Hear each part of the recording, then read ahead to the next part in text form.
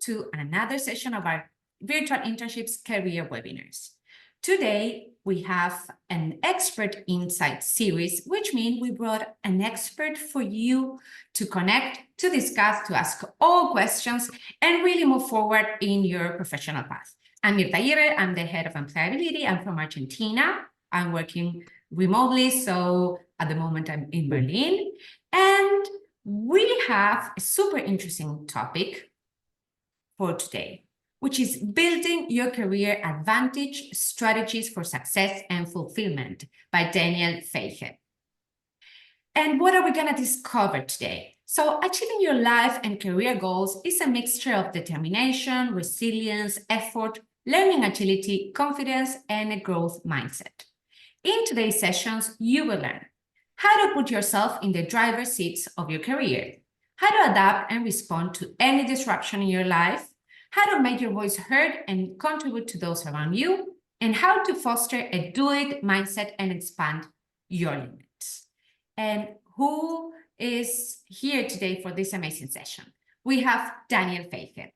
Daniel is the director of the postgraduate program New Leadership at Universidad UCES and coordinator of the Small and Medium-Sized Enterprises Management Skills program at IDEA Business School in Argentina. He graduated from the University of Texas at Austin with highest honors and summa cum laude. His academic experience as a professor and facilitator includes teaching in many universities in the US, Latin America, and Europe, and training more than 5,000 executives around the world. So we have a super expert. Thank you very much, Daniel, for being here today with us. I'm super excited to what you're going to share. So, welcome. Well, thank you very much, Mirta. It's a pleasure to be here, to have been invited to share some insights with you. And as we say in Argentina, let's cut to the chase, which I think is how also this is known in many countries around the world. So let's start with a group debate, shall we? So what I would like to ask you to start it off is, how satisfied are you with your development, your personal development, professional development date? So yeah, you see a scale there that goes from 0 to 100, 0 being quite unsatisfied and moving up in the scale to very satisfied. So I would like you to think about where you would position yourself in the scale and write it in the chat. By development, you mean how much I move in my career, how active I am? Well, it's regarding your goals, goals that you have, what you want to achieve, what you're set out to accomplish. Where are you at?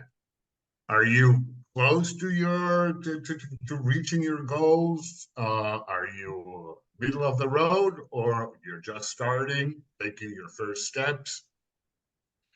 That's so, Mirta, if you can help me out, if you can take a look at the chat and yes, what is coming up. People are sharing numbers: 60%, 65%, 20%, 60, 65, 60, 50.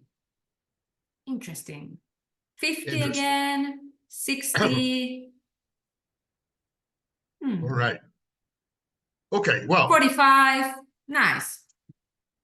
Some interesting things come up here. First of all, nobody said 80, 90, 100. So you got some road to cover in your development journey. I've heard that most of you are positioning yourself anywhere between 40 to 60%, or 40 and 65%. I like that position, 65%. Great. So wherever you are in this scale, today, what I would do is I will share with you some tips and insights to help all of you move the sticks further in the scale. That is to say, you're at the 20% threshold. Well, some tips and suggestions for you to move to 30, 40. You're at the 60% or 65% mark. Well, maybe these tips and ideas that I will share with you will help you move to 70, 75%, 80%. And that's the main goal of this webinar. Are we okay? Sounds like an interesting proposal. I'm in. All right. Okay, so whenever we think about development, what are the experiences that we have throughout our life, personal, professional, at work, socially, that will help us in our development journey? As I said, closer to what we want to achieve or accomplish. So what about the developing experiences? Well, Mirta showed you quite a local national beverage that is the mate, which is very much associated with Argentina. But we have other countries, as you mentioned, Syria, Paraguay, who is nearby. I don't know if in Bolivia they drink mate, but I know for a fact that Uruguay, Paraguay, and Argentina are heavy mate drinkers. Well, we have another beverage here, which is very well known. If you come to Argentina, you might as well try it, which is called Fernet. Now, Fernet, as you see it there, is originally an Italian. But we have tropicalized it here, and we have added some ingredients to the, to the Fernet, mainly Coca-Cola, right? You see it there, and ice. So if you ask someone from Argentina, most specifically from the province of Córdoba, it's in the middle of the country, and that's the Fernet capital of Argentina. So you should ask someone from Córdoba, hey, listen, what is the formula for a great Fernet? How do we prepare this drink? And they will tell you, right, that the formula is 70-20-10. 70% of Coca-Cola, 20% Fernet, and 10% ice. That's how you prepare a good Fernet. 70% of Coca-Cola, 20% of Fernet, 10% of ice. And wow, what do you know? Is exactly the same formula for development. Whatever you want to develop, whatever you want to accomplish, you want to be or get to be a better communicator, a better salesperson, a better negotiator, a better communicator, a better leader, a better manager. In your profession, you want to become a better doctor, a better lawyer, move up in your career as an engineer, as an architect. Well, if you follow this simple rule, we'll get there. For some, it would take a longer time, for some, a shorter time, but the formula for development is 70-20-10. 10%, we start from the bottom, has to do with workshop, webinars, what we are sharing today, right? Programs, courses, your formal education, reading books, papers, articles, and a formal training, all right? That's 10%. So is that necessary?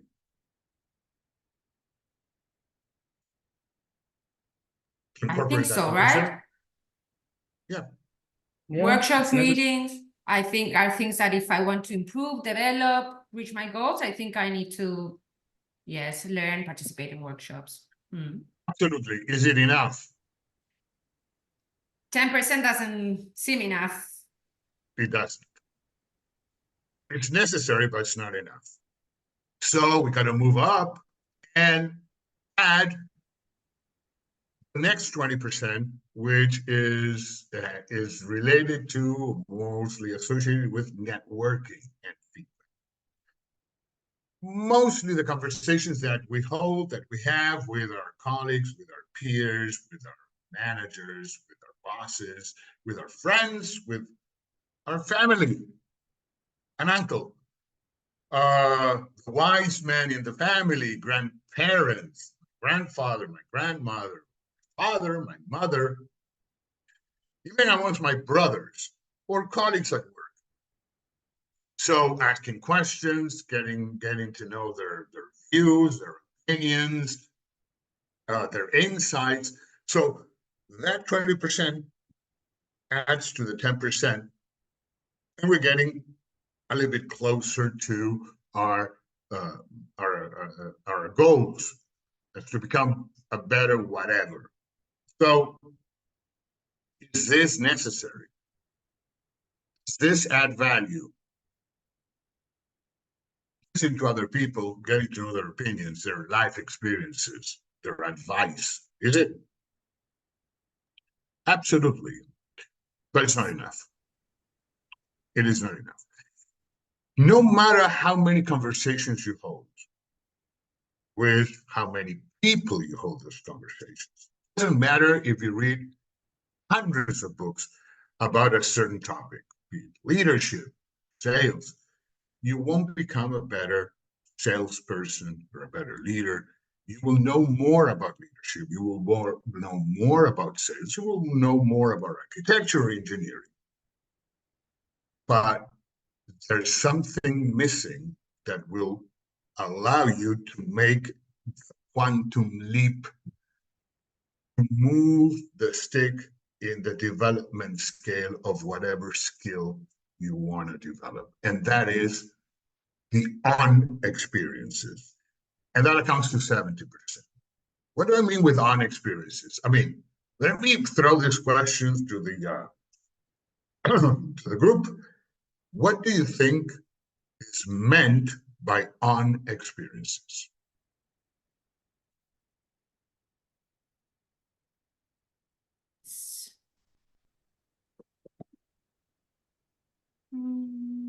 Okay, so I can see someone in the Q&A that says on experiences are experiences we have inside, like physical experiences. Not sure. Tangible work experience. Practical experience you get on site, like with a physical establishment you work with where you interact with people. Mm-hmm. Yes. And you got it right. It's on the job experiences. On our Hands-on life. instead of passive, say someone in the chat. Exactly. Training, reading, speaking, doing. On experience is about doing. It's about, experiencing things, testing things, probing things, learning from those experiences, tests or probes. Learn from your mistakes. That's the best experience. So the more hours you spend at the negotiating table, the better negotiator you will become. The more hours you spend leading, managing, drawing, giving feedback, holding difficult conversations. The more time you spend there, the more hours you spend there, the better you become. Of course, 10% accounting for 30% is absolutely necessary, but it will mean little if we don't add the 70%. And that is, my friends, what you are experiencing during your internship. So that's the most important side, because you will add, some views from others and, just formal training, the things that you learn. But what you do and what that shows and what you learn from what you do is what's going to boost your career up. So that's one of the main things that you're going to cash in during your internship. Whatever time it lasts, this is something that is portable. What I mean is portable, you take it with you. wherever you go in your life. So it's an accumulation, see? It's what is called the compound effect. So it's not about intensity.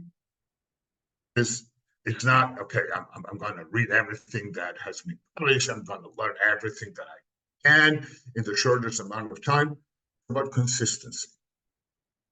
And that's the compound effect. Day after day after day, month after month after month, year after year after year. And at a certain point down the road, I don't know, 10 years down the road, 15 years down the road, 20 years down the road, you will say, I'm an expert. Any questions here? Have I made myself clear enough? Are we good to continue? I have a reflection because I have like an aha moment. You know, an aha moment is when we discover something. I'm quite a perfectionist myself, and I'm very curious, right? And I have this very, now I understand, perhaps limiting approach to my university, which was I was the best student, meaning I need to have an A, a 10.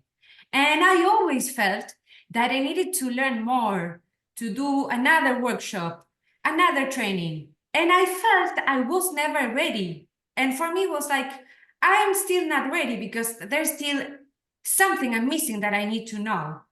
And now I'm seeing like, well, I was missing the 70%, which was what was gonna make me ready, right? Because I was in this very paralysis a moment because I felt I'm not enough because I don't know everything.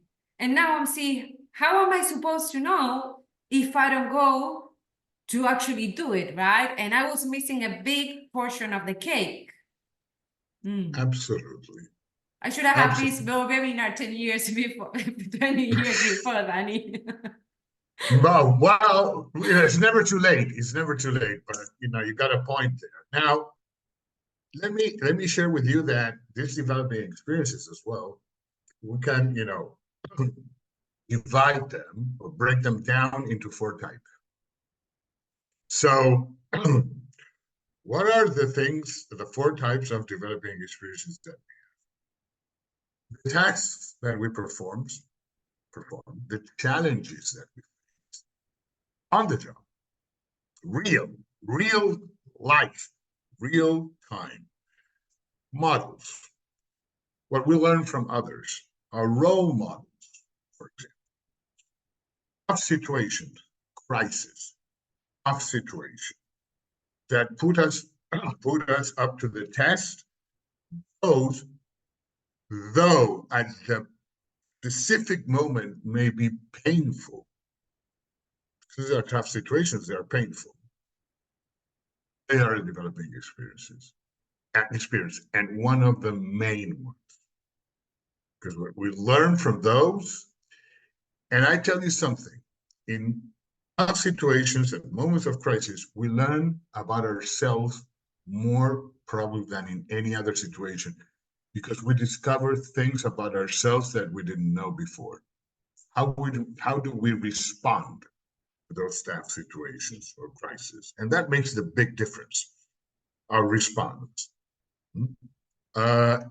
Also workshop books, internet, which we have talked about. So these are the 4 main types of developing experiences. Now, when we talk about challenges, the challenges we face, most of the challenges any employee at any company, in any country, facing the workplace can be divided into 2 categories.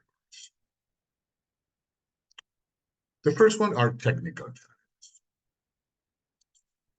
These are the ones that, of course, need to be solved, these challenges, but they're not that good of a learning experience.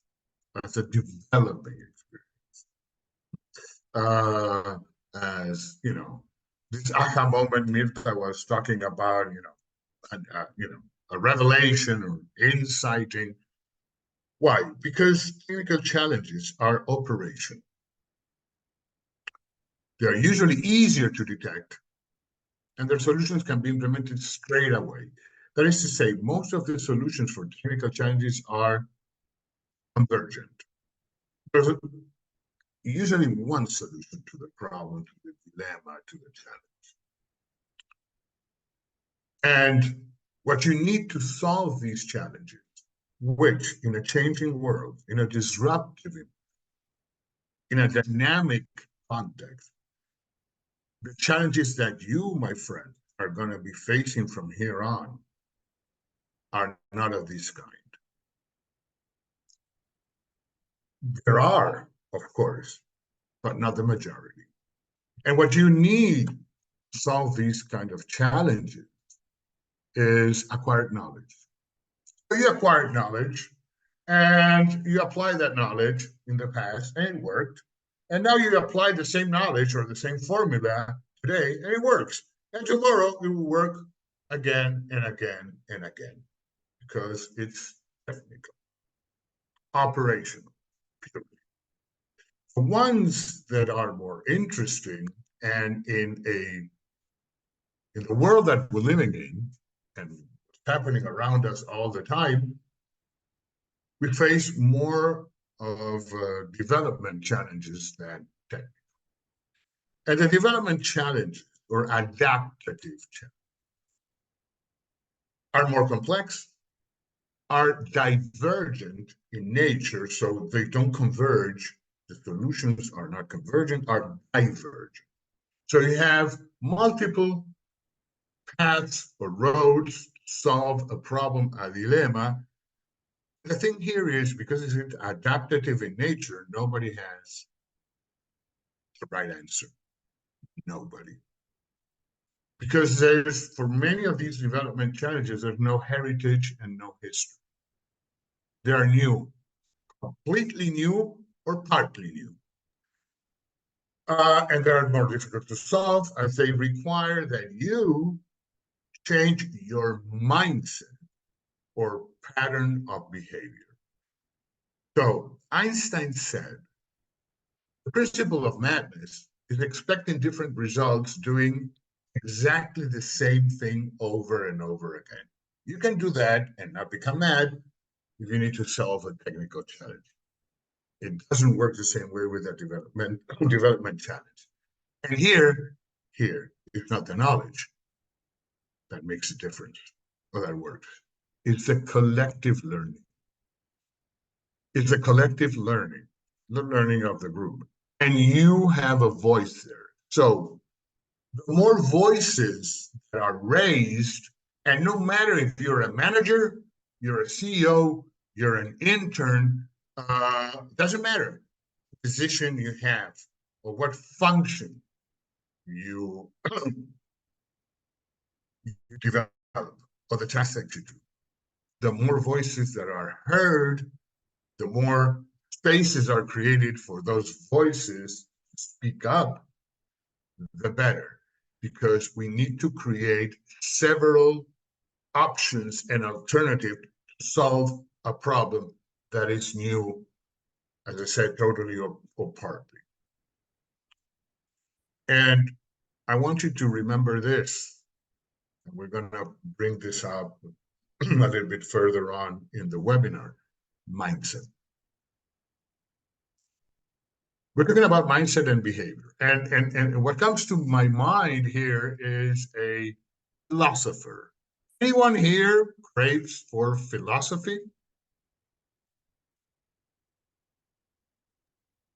I like philosophy. I like thinking a lot about the world, life, meaning, the truth. Yeah. There was a philosopher called René Descartes. French philosopher. Yes, existentialist. Who loved to think, right? He said, I What did think, he say, Mirta? I think, therefore I am, right? Exactly. I think, therefore I exist, or therefore I am. Okay, I'm going to take Descartes and I'm going to twist it a little bit. And I would say, I think, therefore I act. The way we think is usually the way we act. So how we think, how our mindset is, has a correlation with the way we act. So if we want to behave differently, someone expects us to behave differently. If we expect others to behave differently, then everything starts with the mindset. If we don't change the mindset, behaviors very difficultly will change as well. So it all starts with the mindset, especially solving these development challenges. And why do I bring this up? Because the world we're living in confronts us and will keep confronting us with more development challenges and more complex development challenges in nature. So what can we do? How can we respond to this? What do I have at hand that will equip me better, not only to bring up ideas that could lead to a solution, but make myself heard? And don't be afraid to express my opinions, my points of view, my ideas. It doesn't matter how old I am. It doesn't matter if I've spent years and years and years within the organization or I'm new there. We're living in a VUCA world. VUCA. Anybody here heard about VUCA?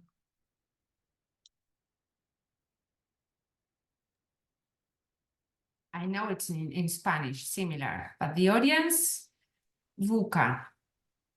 VUCA. What does that mean? What does that refer to? Does anyone know? You can Google it, if you're fast with your. Oh, I'll okay. I will give you a shortcut there before you Google it.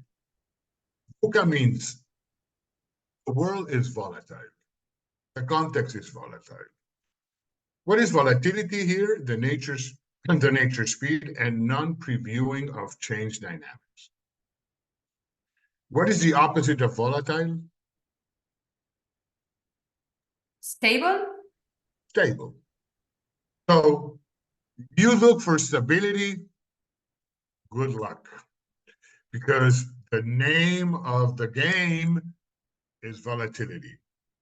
Is there any antidote? Is there anything that we can lay our hands on that will help us cope with a volatile context, world, business? Yes, there is. Is it proven 100%? No. But you might as well try it. And this will, there's a saying that says, swim or sink. Here, confronting a volatile world, you can swim or sink. Let me tell you what will help you swim and avoid you from sinking. It's agility. But when I say agility, I'm not meaning being faster. Agility is being able to read what's going on, understanding what's going on. Because in a volatile world, in a changing world, your previous knowledge may be of little or no use, if you know what I mean. So agility is reading and responding accordingly to my understanding of what's going on. And these paradigms, as we move on, last less time. They're shorter in nature. As humanity has evolved, the models, the paradigms, the way we used to do things have become shorter in duration. It lasted hundreds of years, then it lasted decades, then years, now months, or even weeks. But this is not the only issue that we're facing, because it's also an uncertain world. And what do we mean by uncertainty? The inability to predict future events. I don't know, maybe you have a medium. Maybe you have a medium from Ethiopia or from Nigeria. We have a medium in the UK. Or a friend from Cochabamba is a medium. Chamana, Boliviano, I don't know. That will be the exception, because most of human beings have the inability to predict future events, as well as unexpected, because let's be honest, if we could expect what's going on, if we can predict what's going on, well, life would be much easier. That's not the case. And the markets are transforming all the time. Now, there's a reason why the image associated with uncertainty is a black swan. Do you know why? We call black swan. Does anyone know? When we said, oh, that was a black swan, what are we talking about? This is a nice concept, right? To have. Something unexpected. COVID-19 was a black swan. Financial crisis, the mortgage crisis in the US in 2008, and the fall of Lehman Brothers, and the domino that ensued was also a black swan. Now, something that no one expected, right? Something that we cannot foresee that happens. I would say, oh. Exactly. Now, you have several options there. A black swan comes swimming into the pond. What am I going to do? Would I be paralyzed? Would I run away? Or would I say, okay, I need to respond. We need to respond. I need to do something. I cannot stay still. What are we going to do? Now, when we talk about uncertainty, let me ask you something. And I know the answer, right? But see, I'm going to pose the question. Is there any certainty in our lives? Are there any certainties? I would say that our time, physical experience in Earth is limited. That's the only certainty I have. I don't know what happens there next, but my experience with this body, I think, is limited. Oh, yes.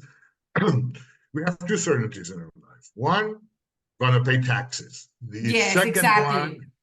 second one is we're going to die. Sorry, guys. Sorry, guys, for the bad news, but that's a fact. Exactly. So, and I can run away from taxes at the end. But not from there. I think it could be easier from there than from taxes, but that's another discussion, yes. Let me ask you this. Do we know when we're going to die? Where are we going to die? What are we going to die?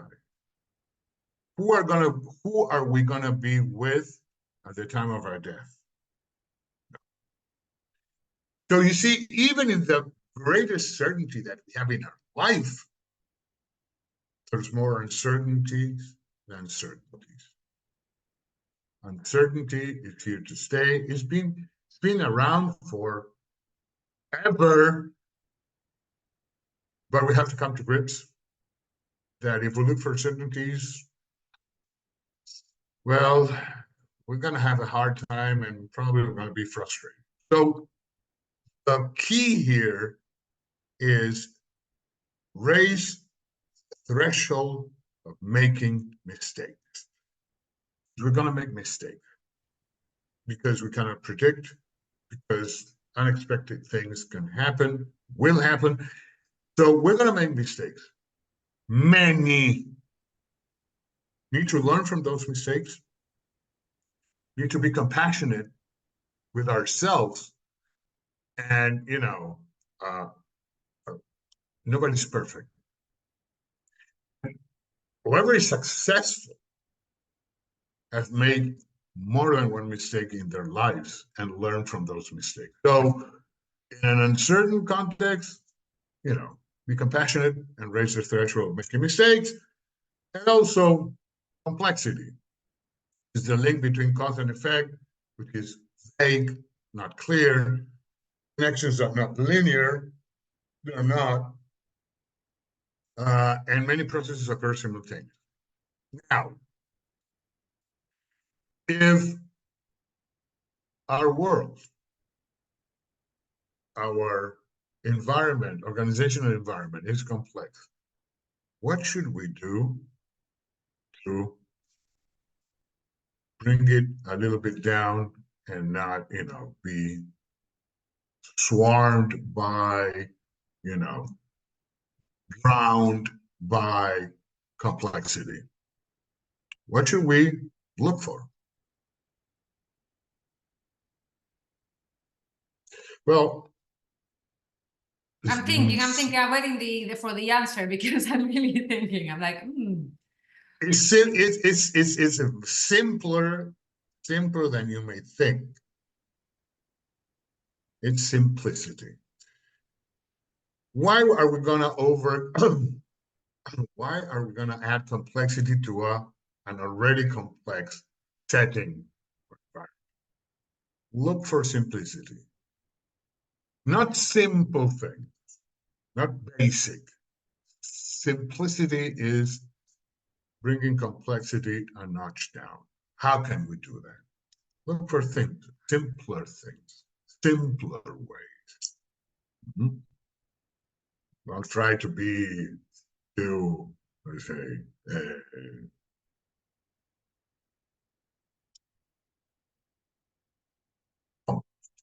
thinking and doing things, or thinking that the way to do things better is doing it in a complex way.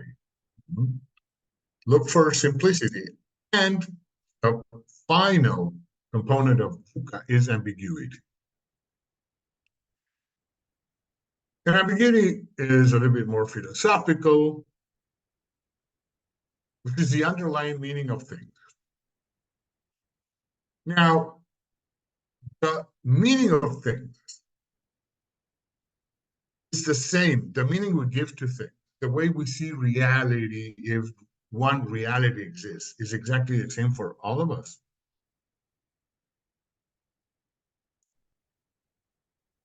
We're going to agree in, well, there's one reality and this is a reality, and no more discussion. This is the way things are. This is the way we need to go forward. This is my vision. Is there one universal? No. Even between two people, I'm not saying dozens, hundreds. The meaning we give things, or what's going on, what's happening, could be completely different. So there are different interpretations of reality. Now, if Mirta has her interpretation, and Prudence has her interpretation, and Mariana has her interpretation, what can we do about that? Do we stay with multiple interpretations, or instead of competing interpretations, we look for collaboration? So I'm interested in what Mirta has to say about this, what Prudence has to say about this, what Mariana has to say about this. So let's bring all the pieces of the puzzle together. And let's hear all the voices. Because maybe she's seeing something that I'm not. Maybe she comes up with an idea that I haven't thought about. We don't have the same minds. We don't think alike. And that is okay. Now we have group thinking where everybody thinks alike, everybody thinks the same. Now you are in a meeting, guys, and there are 12 people in the meeting. And then the leader or the boss, states X. And the rest of the participants in that meeting, the other 11 people, agree with that. Well, someone told me some while ago, and he was absolutely right, and when 12 people think exactly alike, you can spare 11.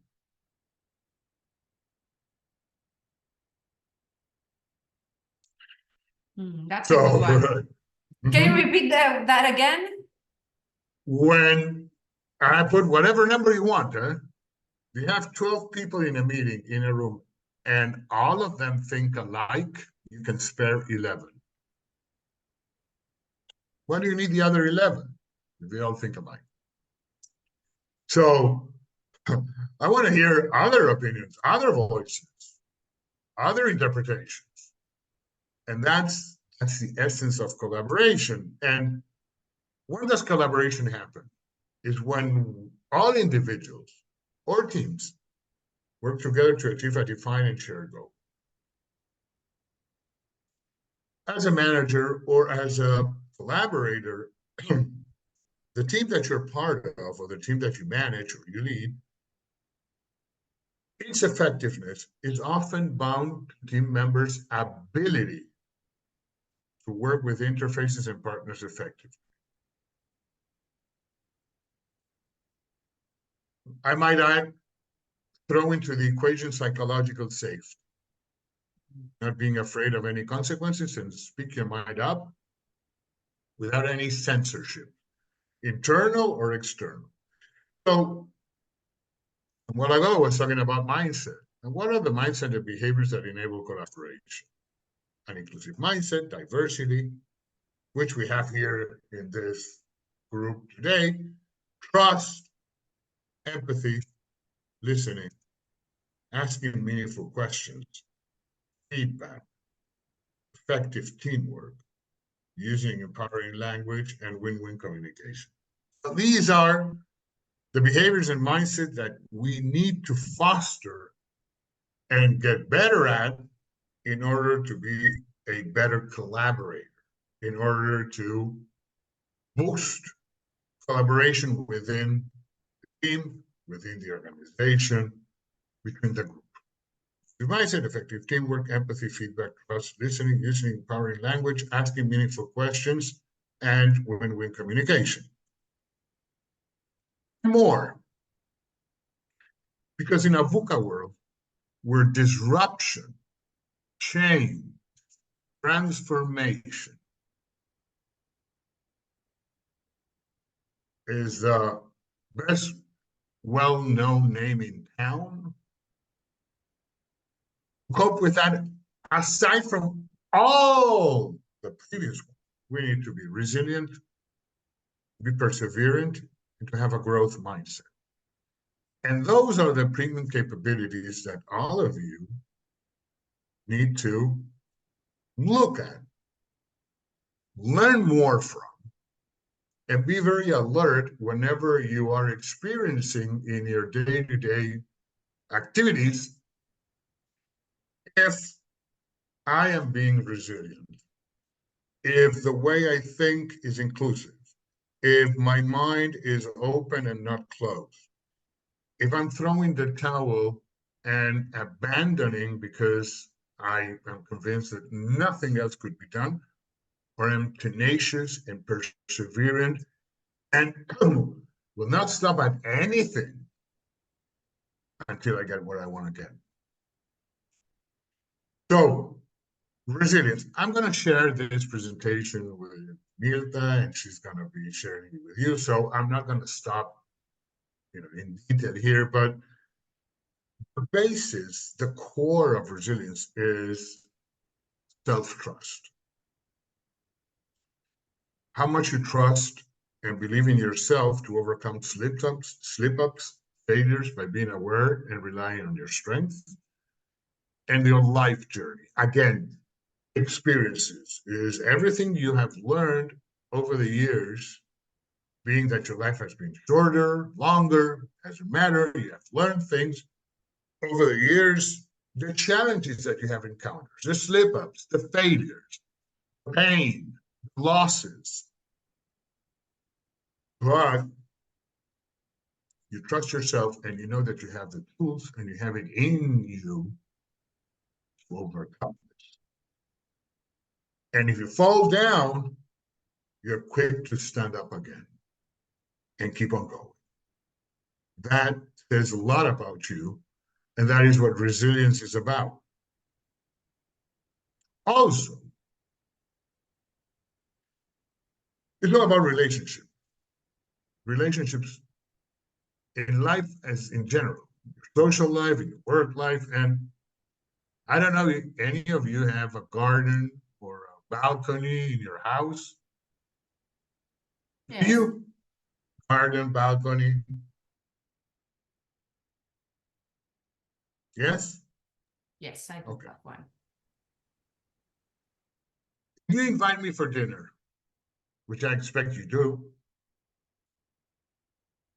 whatever. I'll give you a call when I'm in town, when I'm in the UK, or when I travel to Addis Ababa, or when I go to Cochabamba as well again, or my beloved state of Massachusetts in the US. Would I see what in your balcony, your garden, your lawn, your patio? What would I see? What do you have there? Some flowers, some things I put where I don't know where to put them. So, what happens with your plants and your flowers if you don't water They die. them? Exactly. Same thing happens with relationships. You don't water them, they die. You don't maintain those relationships. You neglect those relationships. It's like not watering the plant. They will die. And you need to protect your plants and your flowers against damage. Extreme cold, extreme heat, extreme conditions. You got to protect them. So don't leave your plants and flowers, to the below the blazing sun. Take care, put them into a shadowy place where, they will be more protected. The same thing happens with relationships. Protect those relationships from toxic behaviors and stressful behaviors. And also, you want to have nicer flowers, blooming in spring, evergreen plants or trees, strengthen them. Strengthen them every day. Now, I said, and it's about caring and awareness. The same thing that happens with plants and flowers or animals, a dog, a cat, happens with people. We have a basic need to be visible and to be acknowledged. But how do we get visible and how are we acknowledged and be known? Because if you don't get visible, you're not visible, you're not known, nobody will notice you. So notice someone, give that someone identity and entity. There are two things we need to do. Care about people and being aware about their needs. Mirta, how much time do we have left? I think you could be sharing your conclusion and then participants can share their questions. And Okay. if you have a question, you can use the chat and you can type it. So, Danielle. Okay, I'll be closing. Yes. So care about people and being aware, getting to know them. What are their needs?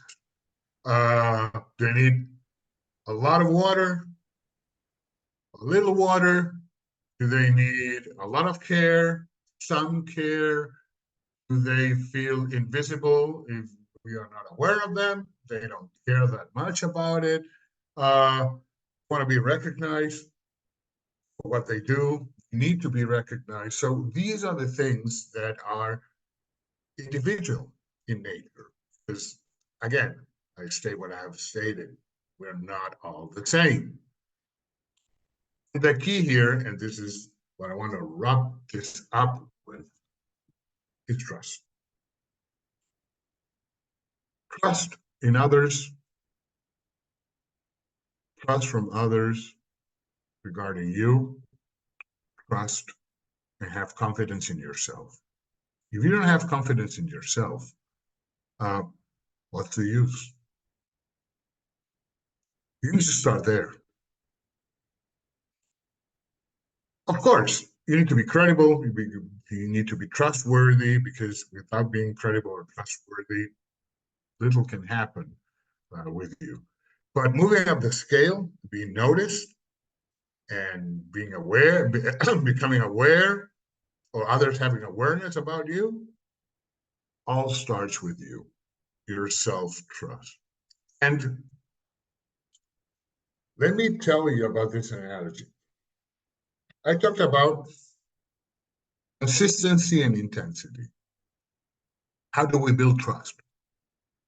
With intensity or consistency? I would say consistency. So I can deposit money in my bank once a month and withdraw from the ATM or from the cashier. So I will be able to withdraw if I have credit. If I don't have credit, I won't be able to withdraw. It's simple as that. The same happens with relationships. You need to be consistent in depositing something every day. 5 minutes, 10 minutes, 2 minutes. Don't deposit $1 million a day. That's intensity. Deposit $10. Tomorrow, you will have 20. The day after, 30. After a month, you have 300. In a year, 3,600. That's what $10 a day will make your account grow to 3,600. That is communicating with people, caring about people, having conversations with people, with your relationship down the road in time. Is that consistency? And it's important because the more you deposit, the bigger your credit. The bigger your credit, the more withdrawals you can have. And if people don't invest in you, or you don't invest in people, the time that you need to make a withdrawal, there's no reciprocity. Because people will say, they will feel, you're asking me a lot all the time. What are you giving me?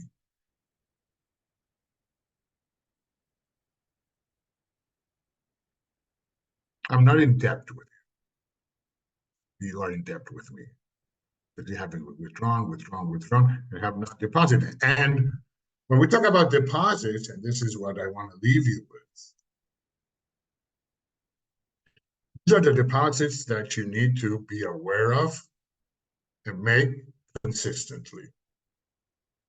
Being open, sharing what you know as much as you can, and be clear about what you don't know. Giving trust, be the first to give a trusting hand. Be there first, be there available for others. Give your trusting and your helping hand. It's going to come back. It's going to be reciprocal. Walk the talk.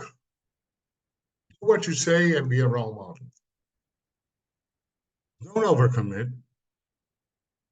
If you don't know if you can, deliver on your promises. The best equation here is P over D, promise over delivery. If that equation is 1 or more, you're on the right track. So walking the talk is delivering on your promises and doing the right thing, being honest, act with integrity, the speak up culture, being ethical, and empathy, care about people's well-being and step into their shoes without judgment. And finally, be present so it is easy for you, whenever you become a manager or a leader, or if you are an employee, being present in a way when it is needed, not when you can.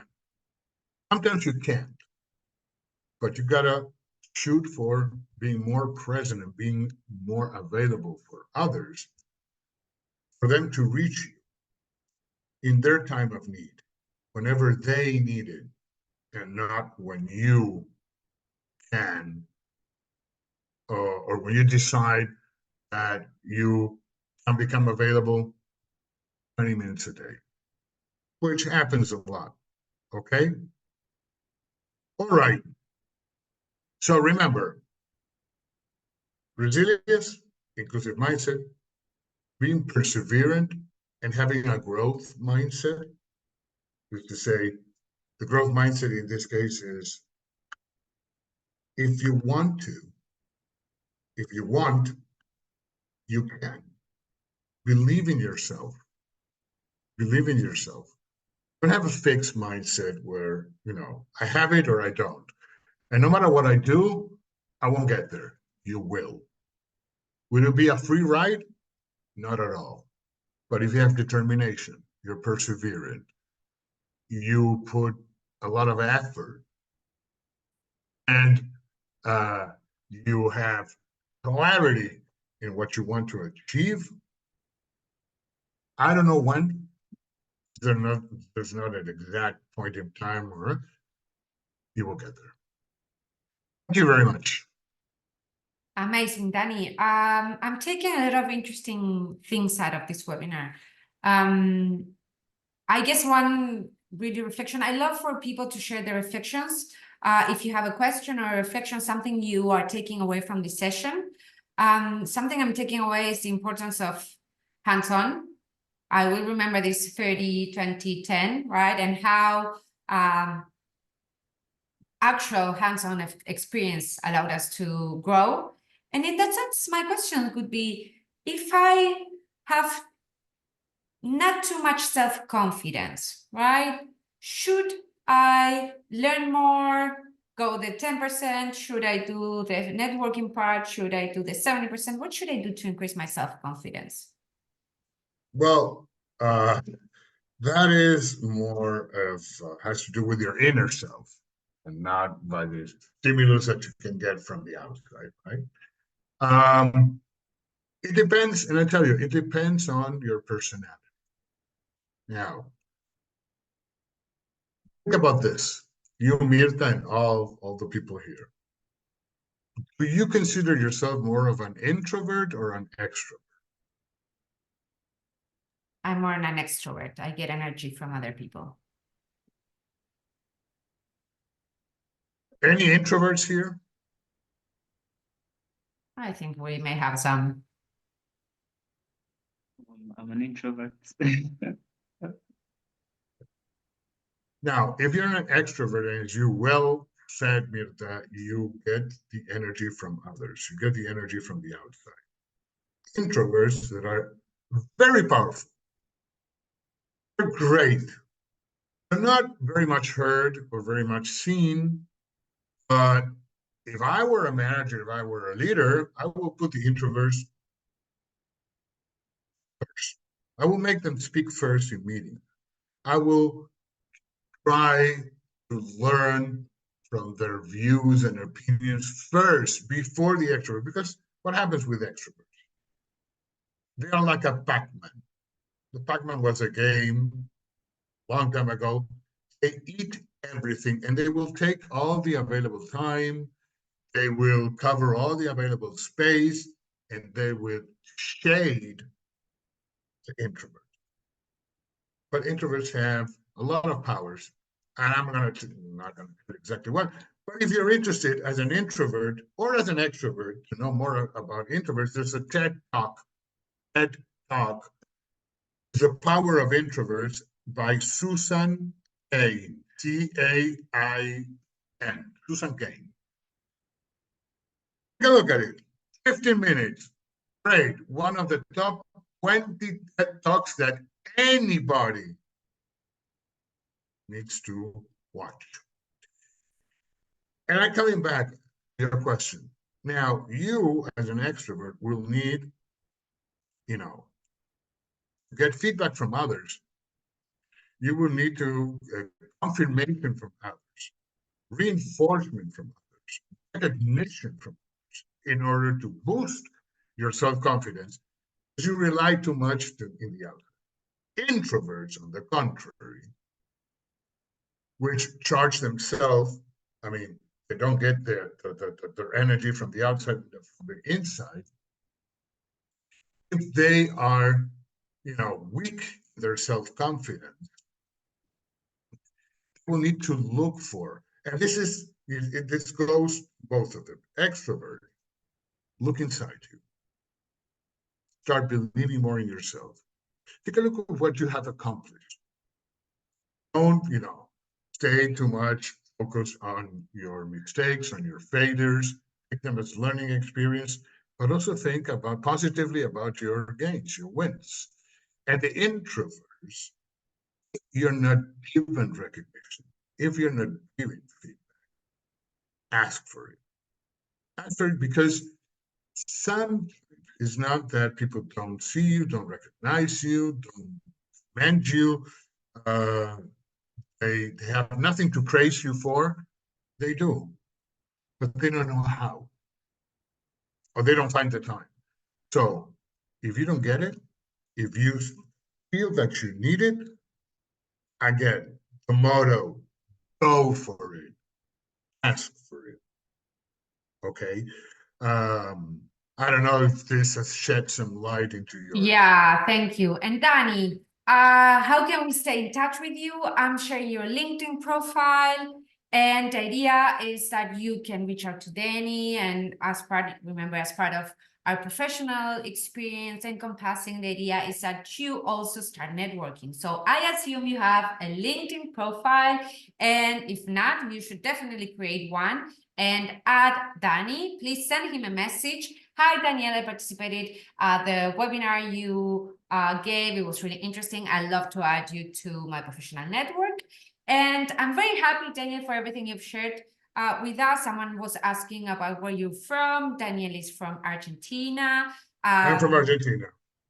He's, as we said, a university professor, facilitator, expert. He teaches around the world. So it has been a real pleasure having you with us today. So I'm really thankful to everyone who has been here joining us. And remember, for those who don't know, if you participate at 3 webinars, you can receive a certificate of attendance. So I encourage you to keep on coming, and once you've reached the 3 webinars, send us a message so we have your certificate ready, and then you keep on coming to keep on learning more about everything we have with great speakers like Danny. So Daniel, thank you very much for everything.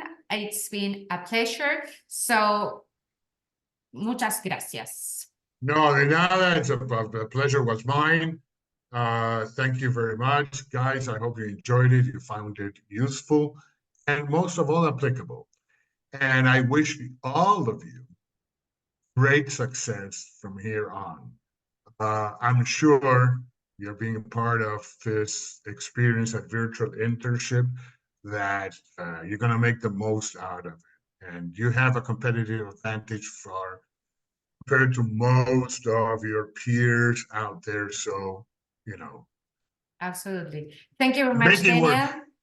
Thank you, everyone, for being here. And let's apply this do it mindset, go get it mindset.